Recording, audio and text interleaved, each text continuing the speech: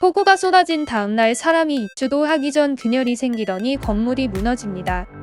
무슨 이유인지 작은 아파트가 무너집니다.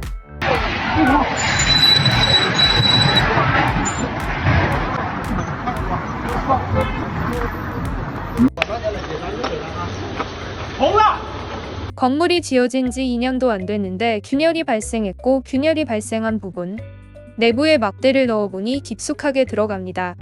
벽체 공사에 문제가 있어 보이지만 더 나아가 골조 공사, 기초 공사도 의심이 됩니다. 위험을 느낀 거주민이 대피를 합니다. 벽이 기울더니 그대로 쓰러집니다.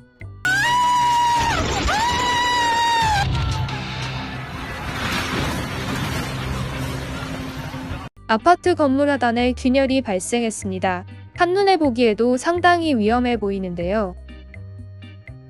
안쪽은 텅텅 비었네요. 왜 메이드 인 차이나가 유명한지 알 수 있습니다. 看嘛，都这个程度，这是一口就都掉了，看吧，这厉害吧？这你看一下，我这样手一挪，看嘛，这混凝土就成这个程度，我咋敢住？ 새 아파트 공사 현장의 창문틀이 외부로 떨어지자 부실 공사를 점검하고 있습니다. 실태를 조사해보니 쉽게 허물어지는 중국산 콘크리트에 문제가 발견됐고, 일반 사람이 조금만 압력을 가해도 콘크리트가 바닥으로 쉽게 떨어지는 만큼 문제가 있어 보이는데요. 아파트도 한화로 수억 원에서 10억대에 분양되고 있는 아파트입니다. 这个房子你看呢，这房子不会倒才怪了，这样子搞，这倒你看，这个房子装的，把手都给勾了下来，这房子都要倒掉。这豆腐渣工程的，你看到吧？还是个新小区，还是个新小区啊。 중국인이 계단을 툭툭 건드려 보고 있습니다. 살짝만 건드려도 계단이 날아갑니다. 건물 외벽은 망치로 툭툭 몇 번 치면 쉽게 부서집니다.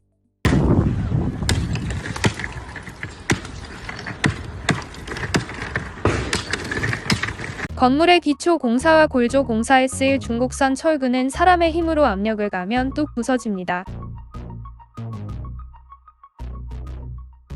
중국산 철근이 얼마나 위험한지 영상으로 볼 수 있습니다.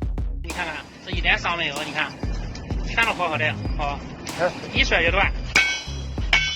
你看，这你摔家伙，摔家伙！哎呦我的，哎呦我的！ 중국산 철로 머리 격파쇼를 선보입니다.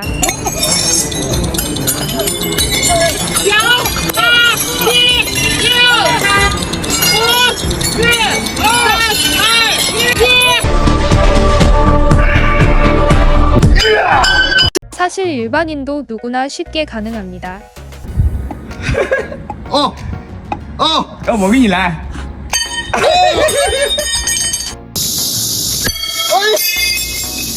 철근이 쉽게 뽑히는데요. 기초부터 부실한 모습입니다. 철근이 고정돼서 단단해야 하지만 이대로 그냥 진행되는 건지 의문입니다. 돌기둥을 잡고 등과 허리를 펴주고 있는 중국 아줌마들입니다. 기둥 자체가 뽑혀버리는 위험한 상황이 벌어집니다. 중국 여행 시는 항상 구조물을 조심해야 합니다. 부실 공사로 피해를 보는 건 관광객들이기 때문입니다.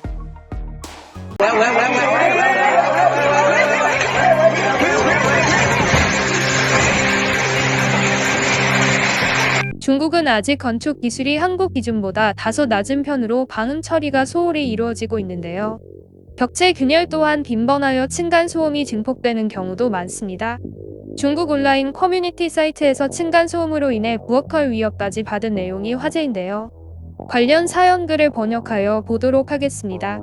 23년 초반에 위층에 아이가 있는 이웃이 이사 왔는데 그때부터 고통스러운 시간이 시작되었습니다. 매일 퇴근해서 집에 돌아오면 밤 11시 또는 12시까지 계속해서 그 아이가 뛰어다니는 소리가 들렸습니다. 처음에는 위층으로 가서 문을 두드려 조용히 해달라고 부탁드렸고 그들 부부도 처음엔 상냥했었고 아이를 달래겠다고 말했지만 결과는 아무런 변화도 없었고 몇 개월 동안 계속되었습니다. 어느 날 참을 수가 없어서 위층 아이가 들 때마다 저는 직접 도구를 이용해 천장을 치기 시작했습니다. 처음에는 위층 이웃도 그걸 느꼈는지 바닥을 세게 치며 보복했고 그들의 아이는 계속해서 뛰어다니기만 했습니다.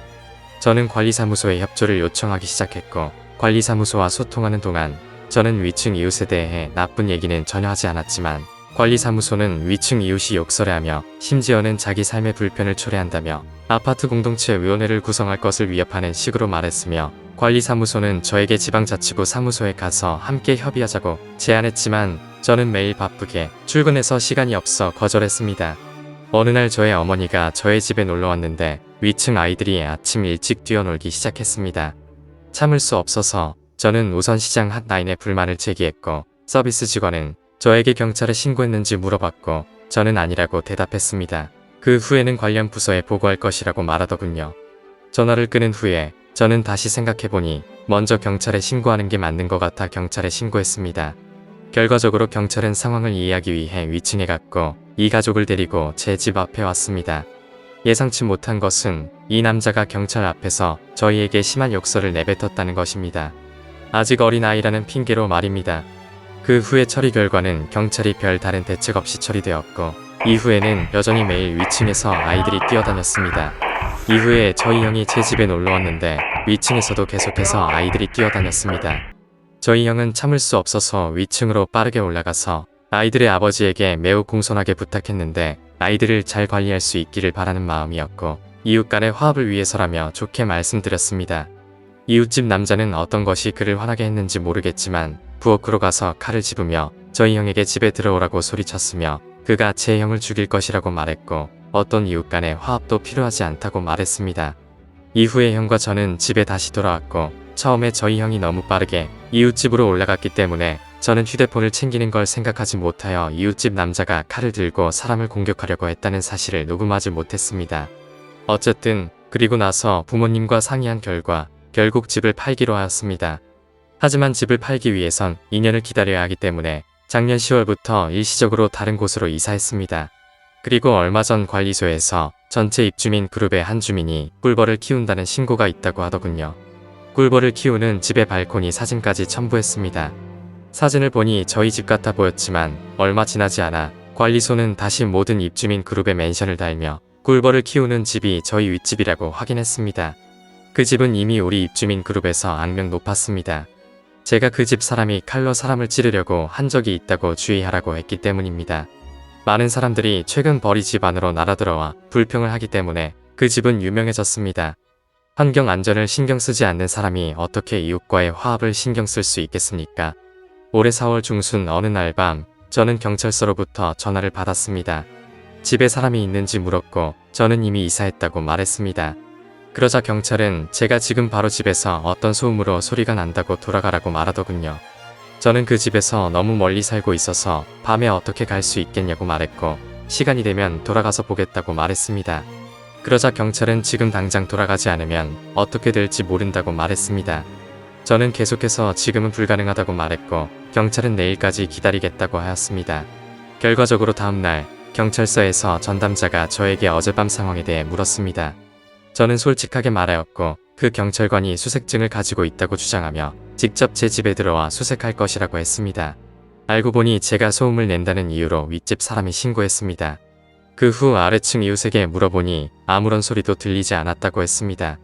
위층 집은 아파트 단지 안에서 평가 때문에 심기가 불편했던 건지 아무런 이유 없이 보복성 신고를 한 것 같은데 참 알 수가 없을 뿐더러 접촉하기가 싫습니다.